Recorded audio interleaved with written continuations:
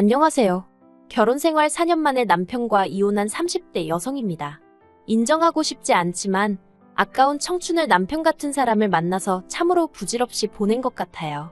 물론 눈에 넣어도 아프지 않을 우리 딸을 생각하면 엄마로서 이런 말을 한다는 게 미안하지만 처음부터 남편을 만나지 않았다면 우리 딸도 이렇게 이혼 가정이니 편모 가정이니 그런 소리 들으며 자랄 필요도 없었을 텐데 그래서 더 미안한 마음만 드네요. 솔직히 이혼을 결심하기까지 그 과정이 쉽지만은 않았습니다. 이혼녀라는 딱지를 달고 혼자 딸을 키울 생각을 하니까 눈앞이 캄캄했거든요. 남편한테서 양육비나 제때 받을 수 있을지 그것도 걱정이었고요. 그래서 비록 제가 안정적인 직장을 다니고 있기는 했어도 몇 푼이라도 더 받아내야겠다는 생각뿐이었어요. 사실 남편이 완벽한 사람은 아니었지만 그래도 이렇게 이혼까지 하게 될 줄은 몰랐습니다. 어떻게 보면 저희가 이혼하게 된 불씨를 던진 사람은 남편이 아닌 시동생이거든요. 그리고 시동생 이야기를 하려면 일단 남편 이야기를 안 할 수가 없네요. 제가 남편하고 처음 만났을 당시 저는 32로 저 하나 아껴주고 가정에 책임감이 있는 그런 남자를 만나 결혼하고 싶었어요. 그리고 제 눈에는 남편이 딱 그런 사람으로 보였습니다. 비록 모아둔 돈은 많이 없었지만 시어머니와 시동생들에게 다정한 아들이자 오빠였고 듬직한 가장 노릇을 하는 사람이었으니 자기 가정이 생겨도 최선을 다하겠구나 싶었달까요. 그런데 지금에서야 생각해보면 헛똑똑이도 그런 헛똑똑이가 없었네요. 남의 집 기둥뿌리는 뽑아오는 게 아닌데 그걸 뽑아왔으니까요. 남편은 이남 일녀중 장남으로 경제적으로 녹록치 않은 집안에서 자랐다고 들었습니다. 시아버지라고 불러도 될지 모르겠는 게 남편은 늘 그 사람이라고 칭하거든요. 아무튼 그러니까 남편의 친아버지는 남편이 초등학교에 들어가던 시기에 술집 여자랑 눈이 맞아 집을 나갔답니다. 그리고 이후로 소식 한번 전하지 않다가 남편이 고등학교를 졸업하고 한참 현장에서 일하던 시기에 죽었다고 연락이 왔대요. 하지만 남편이나 시어머니는 원망이 컸고 시동생이랑 신우는 그런 아버지에 대한 기억이 거의 없었다고요.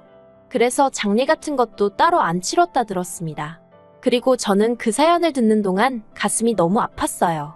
어떤 이유건 간에 집안에 가장 자리가 비어 있었으니 시어머니 혼자서 자식 셋을 건사하기가 쉽지는 않으셨겠구나 싶었으니까요. 그래서 저는 진심으로 시어머니나 시댁 식구들에게 잘해주고 싶었습니다. 저는 남편과 달리 경제적으로 유복하진 않아도 화목한 가정에서 사랑을 받으며 자랐기 때문에 남편이나 시댁 식구들에게도 저와 같은 추억을 만들어주고 싶었달까요. 그래서 다른 사람들이 어려운 가정 형편에서 자란 남자와 결혼하면 같이 고생이라고 조언을 해줄 때도 솔직히 그다지 귀담아 듣지 않았습니다. 돌이켜 생각해보면 정말로 제가 어리석었던 거지요. 아무튼 그렇게 시어머니가 혼자 자식 셋을 키우셨는데 문제는 자식 셋을 너무 달리 대하셨다는 거예요. 일단 신우는 막내임에도 불구하고 딸이라서 그런 건지 솔직히 시어머니 속을 누가 알겠습니까만 어쨌든 차별을 엄청나게 당했던 모양이에요. 그래서 고등학교 졸업하자마자 독립하고 이후로 저희 남편하고만 간간히 연락하고 지내지 시어머니하고는 정말 남보다도 못한 사이로 지내고 있어요. 그리고 제 이혼의 시발점인 시동생에 대해서 이야기를 해보자면요. 대학 등록금부터 시작해서 자취비용은 물론이고 생활비에 졸업하고 취업한답시고 허비한 2년까지 전부 모조리 다 시어머니한테 받아 쓴 한심하고 철없는 인간입니다. 그리고 이걸 제가 어떻게 알게 되었냐면 시동생이 자기 입으로 자기는 그때까지 아르바이트 한 번 안 해봤다면서 무슨 자랑하듯 이야기를 했기 때문이지요. 그리고 시어머니가 당신 돈으로 당신 아들한테 해주신 건데 제가 열 올릴 입장은 못 되잖아요. 그래서 그냥 그랬냐 시어머니가 고생을 많이 하셨겠다고 돌려서 한마디 하고 말았는데 그나마 그것도 제가 무슨 뜻으로 했는지 눈치채질 못하더군요. 하지만 제가 정말 어이가 없고 시쳇말로 환장하겠다 싶었던 건 그 이후에 있었던 일입니다. 사실 남편이 저에게 프로포즈를 했을 당시 모아둔 돈이 3천만 원 남짓밖에 없는 걸 알고는 꽤나 실망을 했었거든요. 하지만 이내 남편이 자기가 아무래도 장남이고 하다 보니 여러 가지로 신경 쓸 일이 많았다고 말하길래 그래도 사람이 솔직하고 가족을 위해 희생을 많이 했구나 싶대요. 그래서 그런 거라면 내가 이해해줘야 한다고 생각했습니다. 막말로 자기 가족을 모른 채 하고 자기 배만 불리는 사람보다는 100배 1000배 낫다고 생각했으니까요. 그런데 알고 보니까 돈을 못 모은 이유가 시어머니 사시는데 생활비를 보태드린 것뿐만 아니라 시동생이 출퇴근하는데 차가 필요하다고 해서 차를 사줬었다는 거예요. 정작 저랑 한참 연애하던 당시에도 남편은 차가 없었는데 말이지요. 게다가 그게 다가 아니었습니다. 시동생이 아침 저녁으로 운전하는 게 피곤하다고 얼마 안가 자취를 하겠다고 나왔는데 시어머니가 저희 남편더러 그 자취방 보증금을 해주라고 하셨다는 거예요. 그리고 바보 같은 남편은 자취방 보증금은 계약이 끝나면 돌려받을 돈이니까 괜찮다고 생각해서 해줬다대요. 이런 내막을 알고 나니까 젊어서부터 고생 많이 하신 불쌍한 시어머니라고 생각해서 저희 결혼할 때 단돈 100만 원도 안 보태주셨어도 불만 같은 거 전혀 없었는데 갑자기 대학도 못 간 아들이 새벽부터 밤늦게까지 현장에서 벌어온 돈 등골까지 빼다가 작은 아들한테 몰아주신 속도 없는 시어머니로 보이기 시작했고 그러니 괜히 원망스럽고 그렇더라고요. 그런데 이런 제 속내를 알 리가 없으셨던 시어머니는 저에게 여러 가지로 기대하시는 바가 많으신 눈치였어요. 그리고 저는 결국 그래 시어머니도 당신 나름의 사정이 있으시겠지 생각하고 기왕 한 가족이 되었으니 내 할 도리는 하면서 잘해야겠단 마음으로 시간이 날 때마다 그때그때 사정에 맞게 최선을 다해 챙겨드렸습니다. 이건 시어머니도 인정하시는 바이고 남편도 몇 차례나 저에게 고맙다고 말했을 정도니까 저만의 착각이 아니에요. 몇 가지 일례로 신혼 때 남편이 없는데도 무턱대고 저희 집에 오셔서 주무시고 가시겠다 하셨을 때도 자식들 다 내보내고 나니 외로우셔서 저러신가 보다고 그래서 싫다 좋다군 소리 없이 며칠이고 방 하나 내드렸고요. 연락도 없이 친구분들 모시고 오셔서는 여기가 당신 큰아들 집이라며 저한테 차상 좀 내오라 과일 좀 깎아라 하실 때도 시어머니 기 살려드린다 생각하면 이까진 일이 대수냐 싶어서 내내하고 시키는 대로 해드렸어요. 그리고 이후로도 생신이며 명절이면 없는 살림에 빠듯한 생활비 쪽에서 여행도 모시고 다니고 그 맏며느리 자리가 뭐라고 그래도 어디 가서 시어머니가 아들 며느리 이야기할 때 부끄럽지 마시라고 나름대로 최선을 다해서 모셨네요. 그런데 얼마 전 남편 생일이라 온 가족이 모인 자리에서 시어머니가 잠깐 자리를 비우셨을 때였어요. 시동생이 저더러 이제 자기도 돈 좀 벌고 하니까 시어머니 앞으로 경차라도 한 대 뽑아드릴까 생각 중이랍니다. 아무리 경차라고 해도 한두 푼 드는 게 아닐 텐데 대단하네 싶어서 그러냐고 잘 생각했다고 그랬어요. 그런데 시동생이 자꾸 저 아닌 제 남편 눈치를 살피는 것 같아서 무슨 꿍꿍이가 있나 싶더라고요. 그래서 식사가 끝나고 가족들이 다 각자 자리를 일어선 후에 제가 남편더러 아까 시동생이 눈치를 주는 것 같던데 뭐였냐고 물었네요. 이때만 해도 솔직히 분위기도 나쁘지 않았고 저도 남편한테 장난처럼 떠보듯이 물어본 거였어요. 그런데 남편이 신경질적으로 시동생이 경차해준다는 게 저희더러 같이 하자고 그런 거랍니다. 자기 반 저희 반에서 해드리자는 거였다나요. 어이가 없어서 그걸 왜 우리가 보태냐고 물었어요. 경차나마나 어머님 돈으로 이제껏 놀고 먹고 공부까지 다 한 게 누군데 그 덕으로 취직까지 했으면 자기나 조용히 알아서 선물을 하던지 하면 되지. 왜 우리더러 반을 보태라고 하느냐고 안 된다고 했습니다. 그리고 막말로 내가 사드리면 사드렸지. 시동생 효도하는데 무슨 좋은 일 시킨다고 꼽사리 껴서 반 보태고 그렇게는 하기 싫다고 했지요. 그러자 남편도 제 눈치를 쓱 보더니 알겠답니다. 그리고는 그냥 그렇게 말이 나온 건데 저더러 뭘 그렇게 예민하게 받아들이냐면서 오히려 저한테 핀잔을 주대요. 이후로도 잠들 때까지 어이가 없었지만 그래도 이렇게 얘기가 끝났다 싶어서 저도 더는 왈가왈부하지 않았어요. 그런데 이틀이나 지났나 남편이 저더러 얘기 좀 하잡니다. 그래도 함께한 시간이 있는데 목소리만 들어도 얼굴만 봐도 대충 딱 느낌이 오더라고요. 그리고 아니나 다를까 남편이 한다는 말이 자기가 곰곰이 생각해봤는데 시동생이 효도할 때 같이 하는 게 뭐가 어떻냐입니다.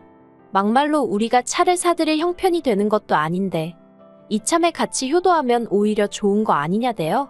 그래서 제가 그러니까 왜 이 시점에 뜬금없이 어머님한테 차를 사드려야 하는 거냐고 따졌어요. 그랬더니 그 연세 되도록 자기 차 한 대 못 가져본 사람이 저희 시어머니밖에 없을 거라면서 저더러 시어머니가 지하철 타고 버스 타고 아들네 오는 걸 보면 가슴 아프고 그러지 않냐입니다. 정말 황당하기 짝이 없더라고요. 그래서 저도 가슴 아프고 말고 할 게 뭐가 있냐고, 다들 자기 형편에 맞춰서 사정에 맞춰서 사는 거지. 그리고 자동차라는 게 사기만 하면 거기서 끝이냐고, 보험료 내야지 유지비 들지, 기름값은 어떻게 하실 건데 하고는 막 따졌네요. 그러자 남편이 자기 어머니 형편이 어떻길래 그런 소리를 하냐면서 저한테 막 삿대질까지 하는 거예요.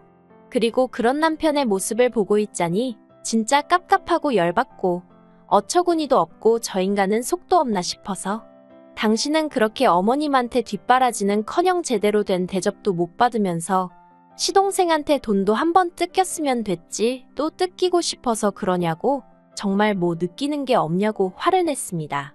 그랬더니 결혼 전에 있던 일이고 못 받아도 자기가 못 받았는데 왜 네가 난리냐면서 오히려 저를 이상한 사람으로 몰아가더군요. 그리고 그 순간 저는 망치로 머리를 한 대 맞은 듯 했습니다. 저는 남편과 제가 평생을 함께할 운명이니까 남편 일이 제 일이고 제 일이 남편 일이라고 생각했으니까요. 그래서 남편의 힘들고 어려웠던 시절마저 제가 감싸주려고 했는데 남편 본인이 저더러 필요 없다고 말한 거나 마찬가지였지요. 그래서 제가 남편더러 그럼 당신 능력으로 경찰을 해드리던지 버스를 사드리던지 마음대로 해라, 대신 앞으로 나는 시댁일에서 신경 끄겠다 했습니다. 나는 친정에 잘할 테니 당신은 당신 집에 잘하라고요. 그랬더니 남편이 자기는 일 때문에 바빠서 그렇게는 못한답니다. 그래서 그건 당신 사정이지 하니까 남편이 저더러 너는 맏며느리잖아 하고는 소리를 빽 지르는 거예요. 그리고 그 순간 아, 이 인간은 내가 뼈 빠지게 며느리 도리하는 건 좋으면서 어쩌다 내 목소리 한 번 내는 건 용납이 안 되는가 보다 싶은 게 더는 이렇게 살면 안 되겠다 싶대요. 그래서 제가 남편에게 그럼 나는 이 집에서 뭐냐고, 어머님 비위나 맞춰드리는 사람이냐고, 그런 거면 더는 그 짓거리도 못하겠다고 이혼하자 했습니다. 그랬더니 남편도 한다는 소리가 그까짓 거 경차 돈반 보태는 거 1000만 원이면 뒤집어 쓸 건데 그깟 돈 때문에 집안 분란을 일으키고 시어머니 가슴에 대못을 박았다면서 자기야말로 저랑은 못 살겠답니다. 저한테 너무 실망했다나요. 그리고는 한다는 소리가 이혼 소리는 제 입에서 먼저 나왔으니까 제가 위자료를 줘야 된대요. 우리 딸이 아빠 없이 자라게 된 것도 전부 다 저 때문이라면서 그 어린 애한테 너는 엄마 때문에 이제 아빠 못 보고 사는 거야, 그 소리를 몇 번이나 하는 게 아니겠어요. 정말 또라이도 저런 또라이가 있나 싶어서 결국 그 길로 애 데리고 친정으로 나왔습니다. 그리고 저는 바로 변호사를 고용했어요. 정말 다행인 게 제가 벌어오는 돈으로 아파트 대출 갚고 적금 들고 비교적 굵직굵직한 일들을 처리했고 남편 월급으로는 각종 공과금이며 생활비로 다 사라져버렸거든요. 남편이 세금이 어쩌고 하면서 먼저 그렇게 하자고 해서 그대로 따라준 건데 그게 저에게 도움이 될 줄 누가 알았겠어요? 덕분에 온통 귀찮은 자비는 남편이 도맡아 정리해야 하는 상황이 되었더라고요. 그 꼴을 보는데 얼마나 고소하던지. 그리고 결론부터 말하자면 결혼 생활 기간이 4년이라서 많이는 아니지만 그래도 위자료 500 받아냈습니다. 그리고 아이 양육비는 남편이란 작자하는 꼬락서니를 봤을 때 절대로 매달 받아낼 수 있을 것 같지가 않더라고요.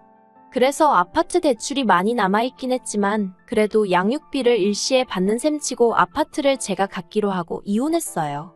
솔직히 부동산의 어두운 남편은 이 아파트가 얼마나 가치가 있는지 모르니 당장 매달 양육비니 뭐니 안 나간다 생각하니까 좋았나 봐요.